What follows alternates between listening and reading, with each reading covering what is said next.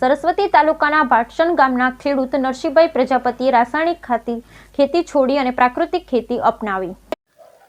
સરસ્વતી તાલુકાના ભાટસણ ગામના ખેડૂત નરસિંહભાઈ પ્રજાપતિએ પ્રાકૃતિક ખેતી અપનાવી। પ્રાકૃતિક ખેતીના લીધે ગત વર્ષે મગફળીના વાવેતરમાં 1,10,000 અને બાજરીના વાવેતરમાં 50,000 થી વધુનો ચોખ્ખો નફો મળ્યો છે। નરસિંહભાઈ પ્રજાપતિ ખેડૂત પ્રાકૃતિક ખેતીની મુહિમ પાટણ જિલ્લામાં આયોજનબદ્ધ રીતે આગળ વધી છે, જેમાં પાટણ જિલ્લામાં મોટાભાગે ખેડૂતોએ રાસાયણિક ખેતી છોડી પ્રાકૃતિક ખેતી અપનાવવા લાગ્યા છે। ત્યારે પાટણ જિલ્લાના સરસ્વતી તાલુકાના ભાટસણ ગામના ખેડૂત નરસિંહભાઈ પ્રજાપતિએ પણ રાસાયણિક ખેતી છોડી પ્રાકૃતિક ખેતી અપનાવી। ત્યારે તેમની પ્રાકૃતિક ખેતી કરવાની પદ્ધતિ વિશે જાણીએ। નરસિંહભાઈ પ્રજાપતિ પોતાના ખેતરમાં 4 વીઘા બટાકાનું વાવેતર કરે છે અને સાથે જ 1 વીઘામાં ઘઉંનું વાવેતર કરેલ છે અને નરસિંહભાઈ સંપૂર્ણ પ્રાકૃતિક ખેતી અપનાવી રહ્યા છે।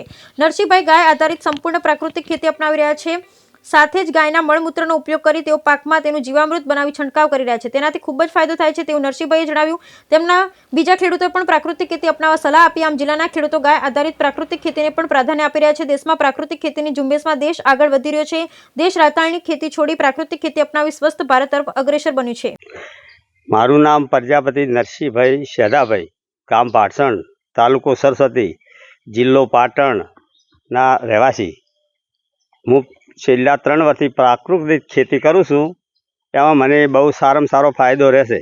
એ ગયા ઉનાળામાં આપણે સારામાં સારી બાજરી સીધી, એના લગભગ 50,000, 1.5 વીઘામાંથી 50,000નું માવજત ઉત્પન્ન સીધી, અને 4 વીઘા મગફળી હતી, એમાં 1 લાખ ઉપર એના મળ્યું હતું મને। એમાં આ પ્રાકૃતિક ખેતી કરવામાં બહુ ફાયદો છે। ખાતરમાં પણ ફાયદો થાય, પૈસાનો ખર્ચ ઓછું પડે। પછી આ બધું 10-12 વયની વનસ્પતિનું પાણી દ્રાવણ બનાવીને છોટને એમાંથી કોઈ કાતરો કોઈ ઈયળ પડતી નથી। દેશી ગાયના આધારે આ ખેતી કરું છું, પ્રાકૃતિક ખેતી। એનું સાણ દૂધ બધું કોમમાં લાગે છે। એનું ગૌમૂત્ર એનું હું જીવામૃત બનાવી અને એનો છંટકાવ આલું અને પાણી હારી ફુવારામાં જવા દઉં છું। એના માટે બહુ સારામાં સારું રહેશે, રિઝલ્ટ સારું મળે। અને હું આજુબાજુના ખેડૂતોને એ સલાહ આપું છું કે તમે આવી રીતની ખેતી કરો તો તમને ફાયદો રહેશે અને આપણે હાનિકારક ઓછું થાય। એ માટે હું સલાહ એમને આપું છું।